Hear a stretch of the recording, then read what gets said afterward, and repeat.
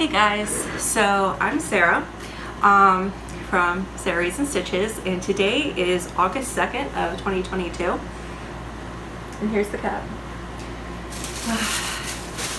Take that off the door, make it look a little bit better. So I meant to film a Flosstube video like a week or so ago, and it just didn't happen. But here I am, and I'm glad I waited because I do have a little bit of haul to show because it's a little bit later, and I'm sorry for looking so rough, but I just got off of work and I don't have very long to film. We're gonna go see a viewing or showing. Kevin, hold on. This is Kevin. He wants to say hi, right? Yeah? Okay. Anyway, we're gonna go see a viewing or showing, whatever, of Fast Times at Ridgemont High tonight at the local movie theater, and that starts at 7, so short on time. So anyway, thank you so much for watching. Let's get into it. The past couple weeks I have been working on a few different whips, the first of which that you guys have seen before. I don't know if you guys will notice the progress made on it, really, because it's not super noticeable, but I mean, I notice it because of having worked on it so much. And that is the dragon piece that I'm doing for my boyfriend, and that is, what is it, Fire Dragon. It was designed by Dylan Allaire, and it's from Near North Treasures collection. It's an older pattern. I got it off of Etsy from a seller, so it's really cool. And if you haven't watched my first video, the story behind that is that I thought this was a cool dragon in mountains, whatever, stitched on pink fabric. The truth is that it is full coverage. The background is not a pink fabric. So, take it off this key snap. This is just done all DMC on 14 count craft store Ada. This came from Hobby Lobby. It's just their brand that you can get in like the really big package in just ivory. I didn't really feel it necessary to use any kind of fancy fabric because it's full coverage, it's going to be covered, and I don't plan on leaving a big margin. So I was so scrunched up. Here is my progress. So this, minus this little goober over here, this little block, this is the first page of the pattern, and I believe it's a 9-page pattern. So this is up in the top corner. This is the tip of his wing up here. Well, that failed. I was trying to hold it up and show you, but anyway, so this is the tip of his wing. Last time you guys saw it, I believe it was just like the very tip, again minus this little guy. This is my start on page 2, just so I knew where I was when I picked it up next time. So I got a lot of stitching done in there, a lot more background, but also getting a lot into the actual wing itself. I'm really excited to see like the variegation and the shading, and I think it's really nice, especially the farther away it gets. I mean, closer up you could see the big chunks of color,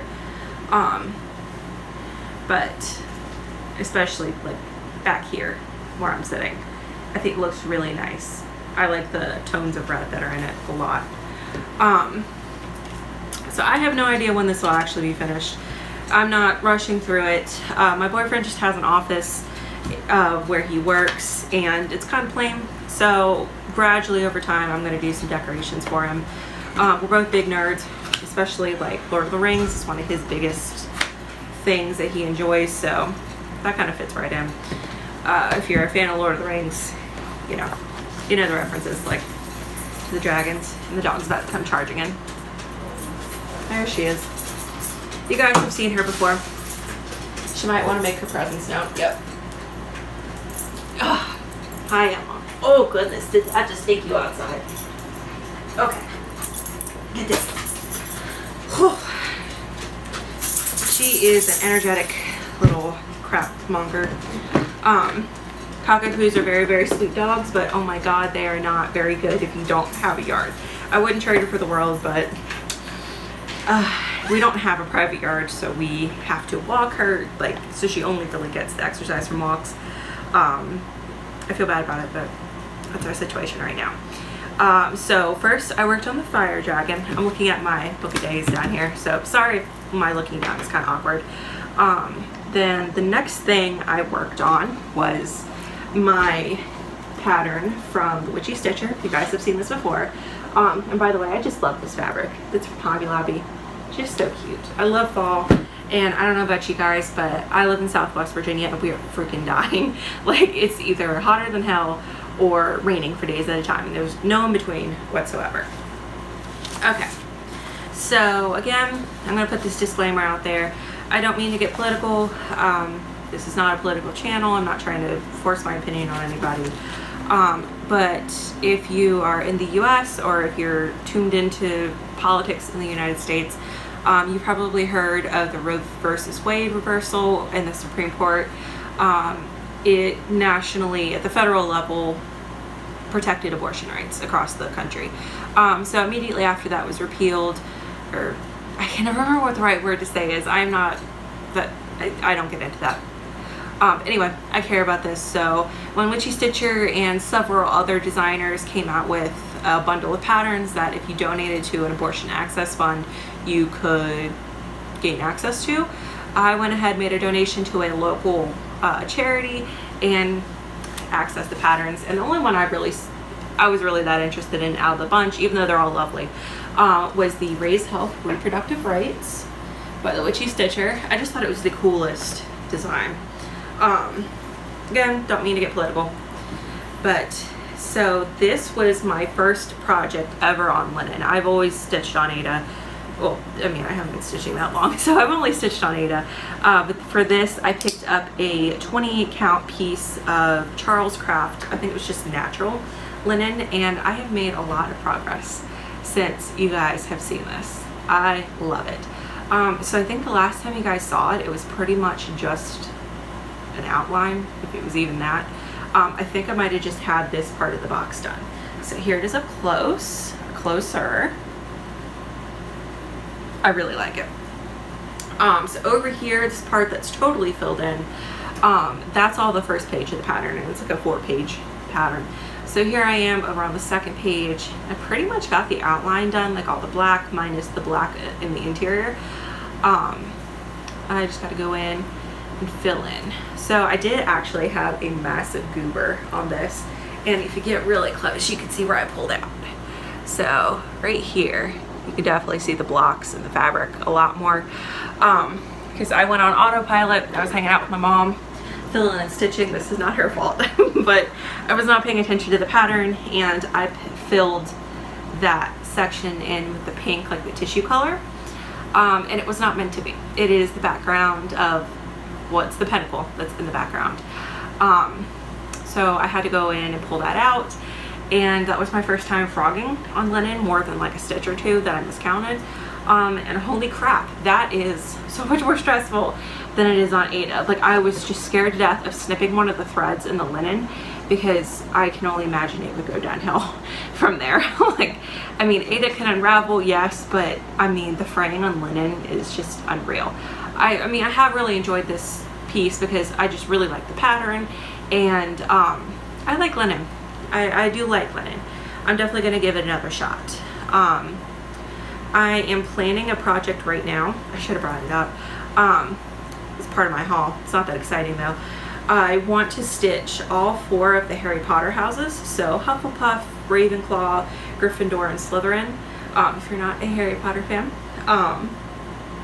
I have been since I was in like 2nd grade, 2nd, 3rd grade. So, booyah. Recently got back into it for some reason, because, you know, I'm a productive member of society. But I want to dye some fabric that's like the one main house color plus like a pearl gray. So a bright red for Gryffindor and the gray, and then a bright yellow for Hufflepuff, and then the gray. And do them kind of modeled, not necessarily like the scrunching method, but just really flowy. I don't know if that makes sense for the variegation. Kind of like Murky is. Murky by Picture This Plus. That's kind of my goal for the variation in the fabric. So I have some Aida that I was thinking about doing it on, but since they're fairly simple patterns, I think I might try them over linen, because at Hobby Lobby you can get a huge piece of like 28 count even weave for 20 bucks, and that's not too bad to experiment dyeing on, because I've also never dyed fabric with anything but tea. So I'm not looking to invest a whole lot in the fabric. that's being dyed. All right, so that is my Raise Health Reproductive Rights by the Witchy Stitcher. Oh, and by the way, this is a project bag I made myself with a tutorial from Celeste Creates. It is a zip top, and it was so simple. It went together so quickly, and I definitely recommend. And in case you're curious, this is also a project bag I made myself with a tutorial from Elizabeth Ann Can Stitch. And this is also very, very simple. It does not take very long to put together either, but it's just a totally different style. So it really depends on what you're looking for. That's more of a horizontal, and my one that has the Witchy Stitcher in it is definitely more of a vertical style. So depends on what you're looking for. So then on every Friday, really, we get a rest week. I'm part of the Witchy Stitcher Supernatural Stitch Along, and I have been working along on that as the patterns have come out, and I don't think you guys have seen it since the second little doodad came out. So on the 15th and the 22nd, she released new patterns. The 15th was the Banshee. So that was one that I was really not expecting at all. Like, I don't know, it doesn't even cross my mind. You don't hear stories about Banshees really, at least like the lore that I come across a lot, and I'm really into like cryptids and supernatural and creepy and that kind of thing. So I was super excited to see the Banshee come out, and there were so many jokes to make about like, oh, that looks like me. And then on the 22nd, the Changeling came out, and I was super excited to see that one because I'm also a huge Outlander fan. And if you read the Outlander books, I don't want to spoil it, so maybe skip ahead a minute or so. But anyway, there's a moment where Claire comes across a little baby that's been left in the woods when she's in Scotland, and she wants to save it, but Jamie tells her no because, you know, the baby was put here. Yes, it's gonna die, but it was put here on purpose because it might be a changeling. You know, it could be like a demon, yada yada yada. So I was familiar with the Changeling from one of my favorite books of all time. So here is what mine looks like so far. This is on a piece of 16 count plain white craft store Ada, again from Hobby Lobby. I did zigzag around the edges of this one though. And I tea dyed it using just plain, I think it's English breakfast tea. So there's the whole thing. And I cannot get anything centered on fabric to save my life. But anyway, it's on there. I got enough room around the edges. That's really all that matters, right? So I think when you guys last saw it, I had the Siren and the Werewolf done, and those were both fun, but I have to say my favorite is the little Changeling that came out on the 22nd. He's so cute. I know that's not the point, but oh my god, I just love him. And that's the Banshee.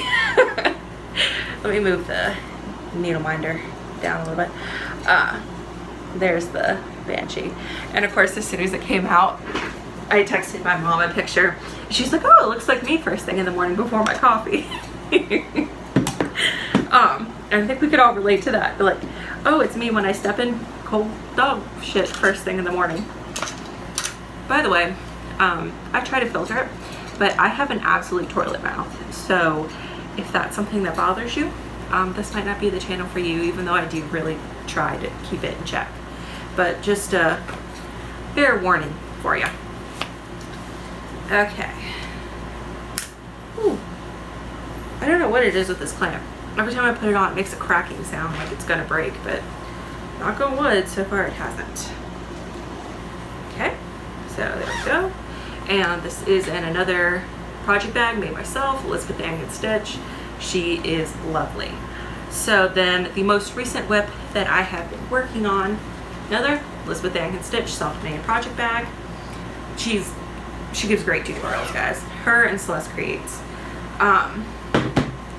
This is my Halloween and Hawk Run Hollow. There's the full, let me see if I can get out that glitter. There you go. That's probably about as good as you, oh, there you go. See if I can get closer. Anyway, that's the overview. That's what the pattern looks like. Everybody's probably familiar with it. But I have been working on this for about a week. Just its little turn to come out.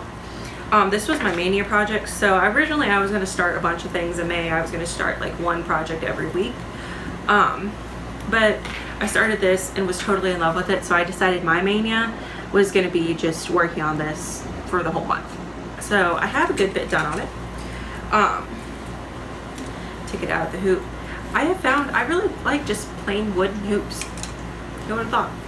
I was worried about getting splinters from them, but so far, good. Let me unravel it here. Ooh, so wrinkled. I should have ironed these or something, because the ones that have been in the hoops are way worse. So I have almost the first 3 blocks done. The last time you guys saw it, I had the first 2 here, the haunted house and the cemetery with the freaky trees, and I had just the outline and like the beginning of this first tree over here done on the 3rd block. So since I picked it up again, I finished this tree, did the little plants down here, finished that tree, and did the whole bottom. So there it is, a little closer. Hope you can see that. Anyway, everybody's seen the pattern before, but I have to say I really love how this is stitched up so far. Like, I'm very happy with my stitches on this. So there's what I know is a good view. This is stitched on a 14 count vintage country mocha from Zweigart, and I have to say this is probably my favorite fabric. I just love this. The modeling is just so subtle, but yet it's very visible still. Like, you can tell it's just not a solid piece of fabric. It gets so soft once you work with it. It's so sturdy, and it seems like everything really shows up on it nicely. I don't think I've really come across a color so far anyway that doesn't want to make itself known. Let me just put this back away. I hope you guys can hear me okay. I'll have to adjust the volume a little bit. I'm definitely new to back filming videos. I think this is the first time I've done this with this phone. So if the volume isn't good for you, please comment. Let me know. I'll see what I can do about it. Okay. So that is what I have worked on these past several weeks, and I don't have any new starts. I'll show you. I've got some haul. I do have several projects that is just killing me to not start. So I don't know how I'm not gonna start that, but anyway, we'll get into it. So this is my little haul portion of the video, and the first thing I have to haul is out of its package. It's been pretty well used this past week, and that is this thimble. So this is the coin thimble. It has this little name on the back there, and this is a size medium. So it is a cowskin, cowhide leather thimble, and what's unique about it is that it has this little metal coin in it. I mean, you can feel it when you push around the leather. You can feel the edges of the coin, and that has like the dimpling of a classic thimble. So when you put it on, I wear it on my middle finger. Gotta be careful how I show this. You have the metal at the end that's not only protecting your finger, I also find that it really helps to push the needle through cleanly.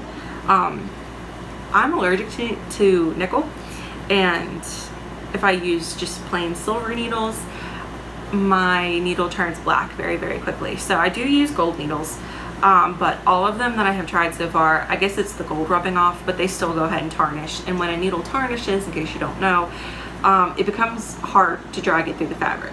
But since literally every needle that I have and that I'm probably going to come across tarnishes, it's still hard to drag through the fabric. So anyway, this really, I think, helps just having that solidity behind it. I don't know if that's how to put it, because you can kind of catch the needle in the little dimpling. I don't think you're gonna be able to see it. There you go. The needle kind of catches in that, and it pushes through really nice. I think since it's not sinking into the meat of your finger, that has something to do with it. I just wanted to get one because I type literally like all day, every day. I'm a metadata assistant at my library that I did my undergrad at till I start my new job this fall. But so I'm typing all day, and I'm also a writer on the side. I'm an author, and I do handwrite my notes, and like my stuff to help me write is handwritten, but otherwise I type my manuscripts. So it was getting to the point I had a callus so hard there from stitching that it was getting to the point it hurt, like to press down to type. It felt like I had like a rock sitting between my finger and the key, and it was really uncomfortable. And I keep that in the back pocket of this needle book my mom made me, and I will never stop showing this. I graduated from university in May, and part of my graduation gift, she made me this adorable, wonderfully sized needle book. So I keep all my needles in this front pocket. You can kind of see like unused needles, the packages, and then I have like my snag nabbit up here, some needles, turn the page, some beading needles, can't stand them.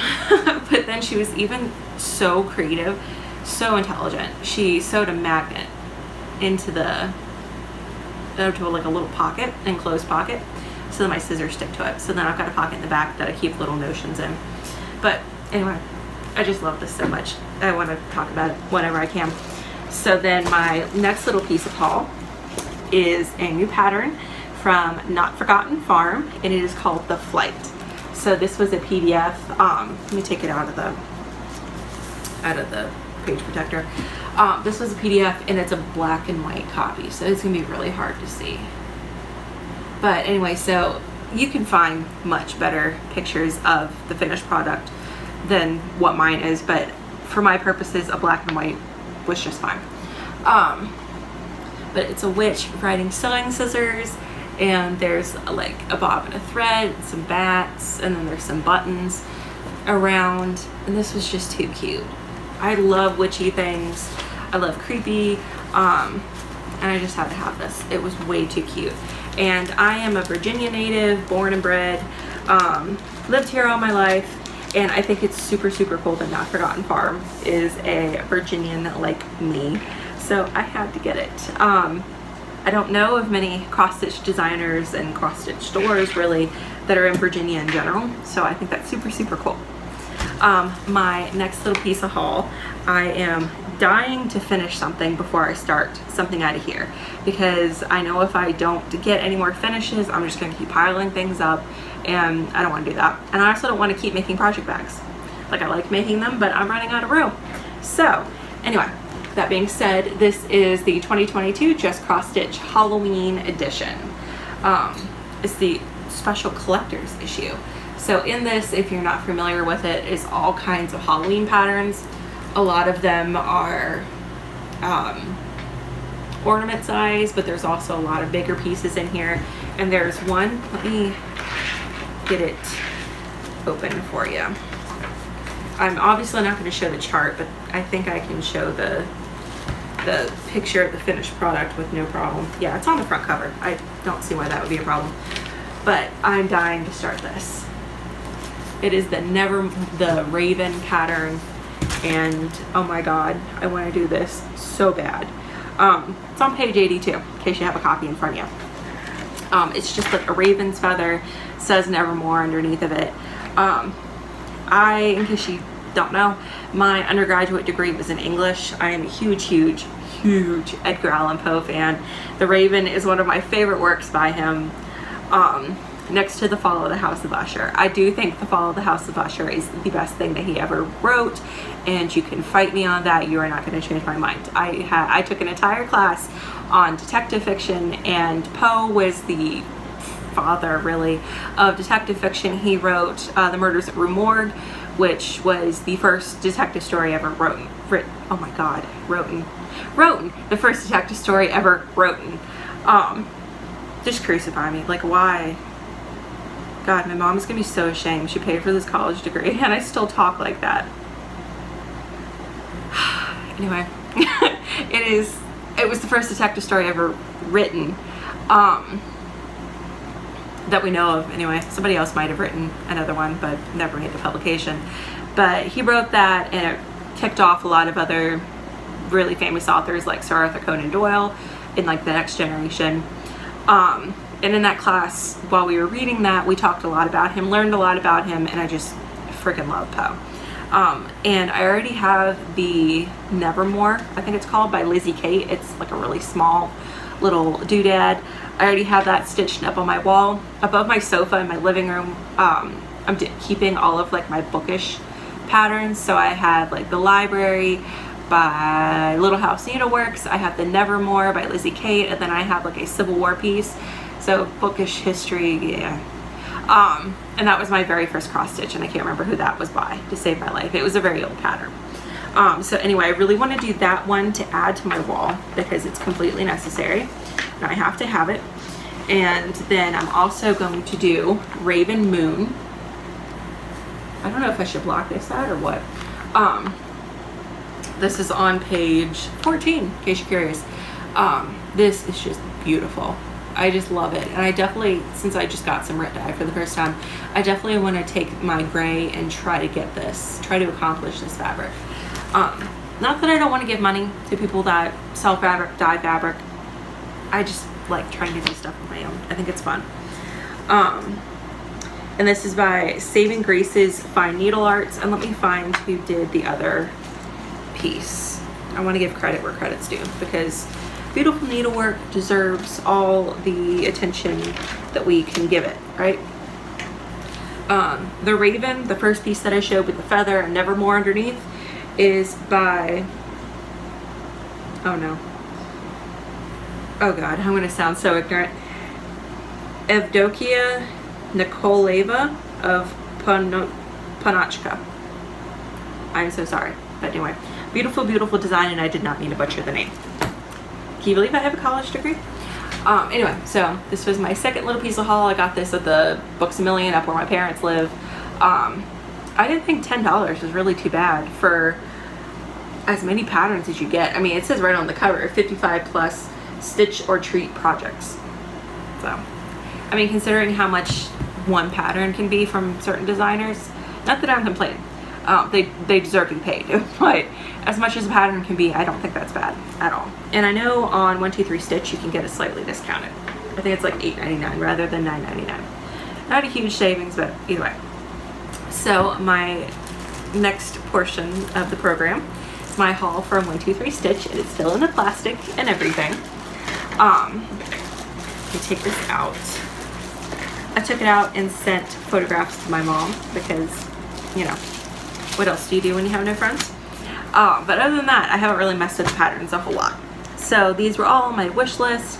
2 had been unavailable, out of stock. So when they came into stock, I was definitely going to order them. But then I have no self-control. And I just got my first author check from Amazon. And it was definitely very generous for everybody that has bought a copy of the book. So I spent a little bit of the money on myself. And I am trying not to feel guilty about that because I have enough stuff, but what's some more stuff? So the first little thing is from the Autumn Harvest collection of Mill Hill. The Mill Hill Autumn Harvest collection. It is the Eyeball Martini. And it has a little magnet included. I'm sure you can make it into like an ornament for a Halloween tree. Look at me being a beauty influencer. Let me take the little picture out. Oh great, everything's folded in it. No, we're not going to take the picture out, but anyway, there you go. It's eyeballs in a martini glass, and I think that's hilarious. And since it has a magnet that comes with it, I am definitely going to make it into a fridge magnet, and we're going to have an eyeball martini on our fridge because I'm not freaky enough. So I think that's really, really cute. I haven't done any of the small Mill Hills. One of my whips that I need to pull out, that might be what I pull out after today. One of my whips is one of the larger Mill Hills, but this is like my first little Mill Hill. I think I bought another small one when I was at Dixie Darlin in Tennessee, but I have yet to do one of the small ones. In case you don't know, Mill Hills are very heavily beaded. This is done on perforated paper. I haven't done anything on perforated paper yet, so that's a little nerve-wracking. But anyway, so then my second thing, also creepy, is the witch board from Cottage Garden Samplings. Let me pull this out so you don't have to glare, because I know this will come out easy. Anyway, so there's the pattern, or not the pattern, but the finished product. I love Ouija boards. I don't I haven't in a very long time actually played with one, used one. But I got one for Christmas when I was like 7, 8. I know I got a Harry Potter Lego set the same year. I got the Hogwarts Lego set, so I was young. It was definitely in elementary school, and I thought it was just the coolest thing. I don't know, I loved the idea of it. I still love the idea of it, even if it's not real. And I just remember playing with it, and my best friend, who's still my best friend, came over, and we were fiddling with it, and she went home and told her dad, and her dad freaked out and was so mad that she had used a Ouija board because they were evil and so on and so forth. And when she came to school the next day, I told her, I was like, you know, we got to play with it again. Like, I'm sure, you know, we'll definitely find out who we're going to marry if we ask it again. She's like, yeah, sorry about that. Can't. So I thought it was so cool to have this really elegant but yet primitive Ouija board on the wall, because I'm definitely going to do this like creepy wall in my house. Because I've got my cryptid Sal from Witchy Stitcher. I've got my supernatural Sal from Witchy Stitcher. So I think I'm just gonna go ahead and make a whole wall of creepy. I might do it on something smaller so it can be framed in a smaller frame to kind of nest in among others. But I don't know yet. It's gonna be a while before I start that. Okay, so then my next one is pretty exciting. This is my very first Blackbird Designs chart. And that is Midnight Watch, again by Blackbird Designs. I don't remember who it was that I was watching with my mom, but somebody else is stitching this right now, and I had never seen it before, never heard of it. I am not generally a big Blackbird Designs fan, and bring out the pitchforks, do what you must, but their stuff just doesn't normally appeal to me. But something about this just screamed like early 2000s primitive country Halloween, and I just ate it up. I had to have it. And it was even stitched. The date on it is 2009. So yeah, it just reminded me so much of like the Halloween decorations that like my mom enjoyed sorry, that my mom enjoys, that my grandmother had, even though she wasn't super into like Halloween and fall.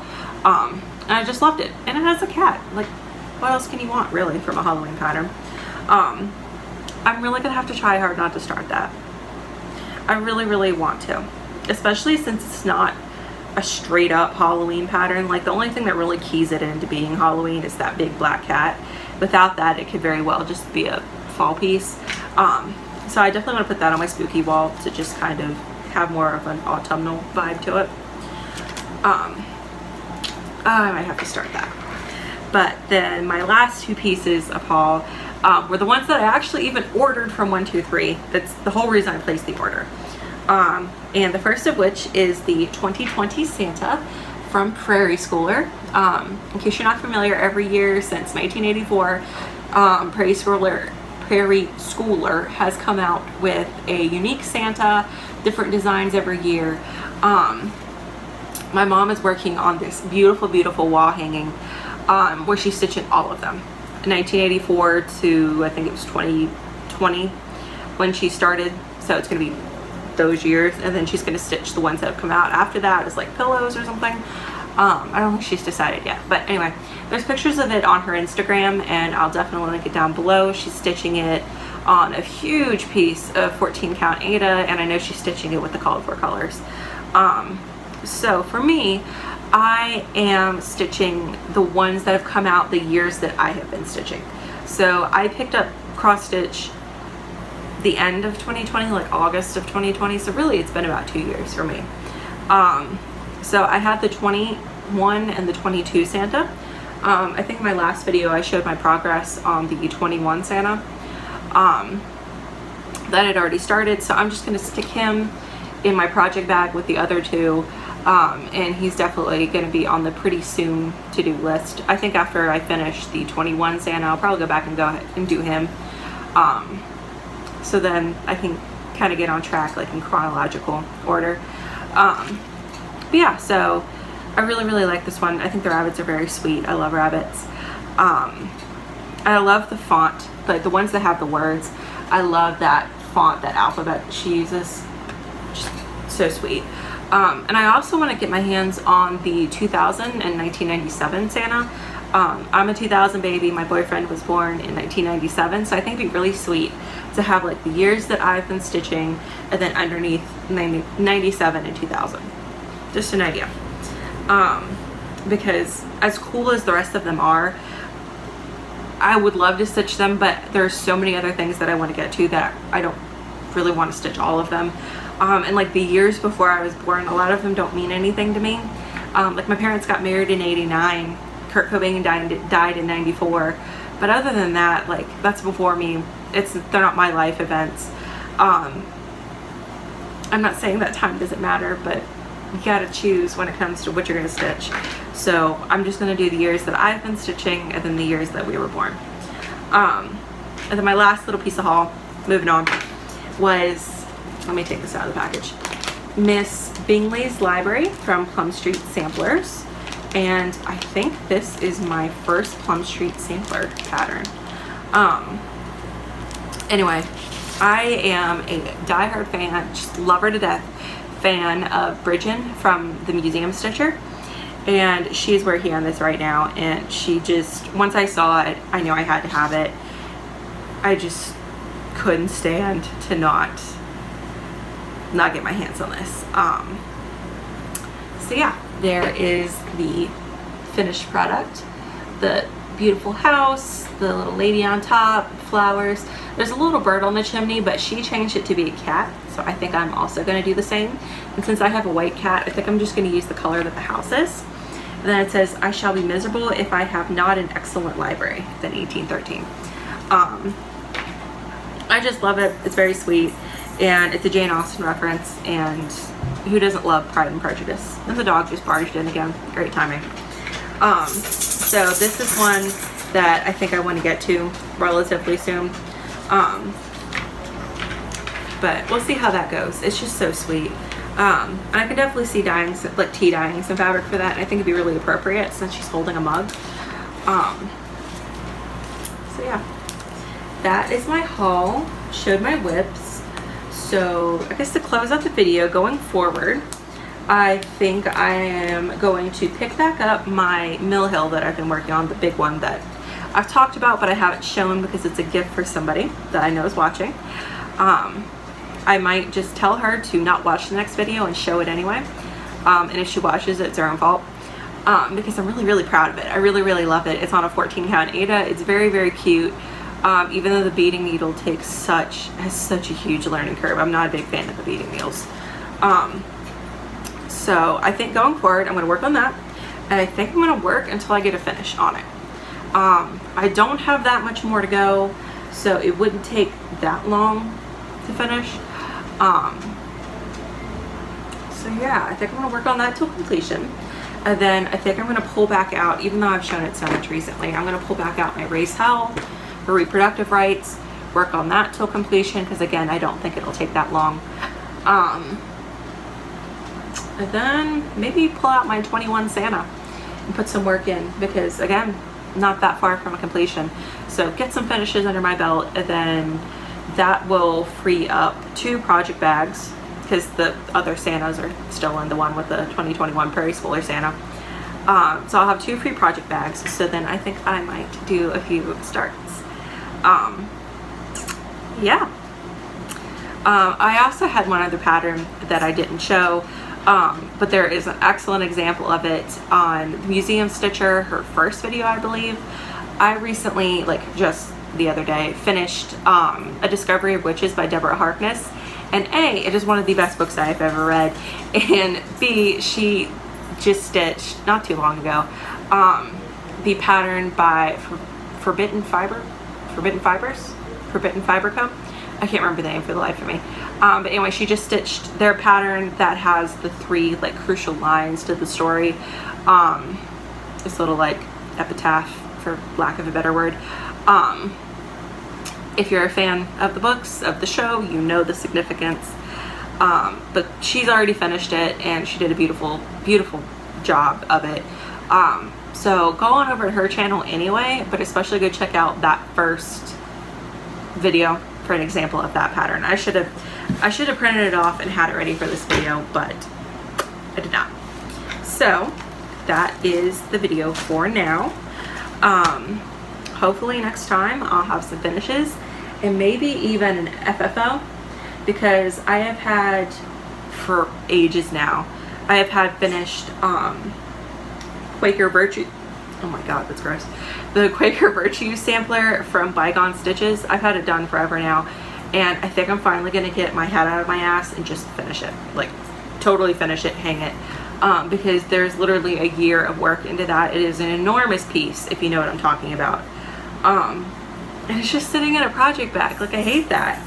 So yeah, I think that's my plan going forward, and I definitely want to do some more sewing.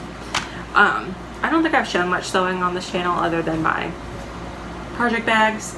I just recently got into quilting, so I have a log cabin quilt that I've been working on for my bed.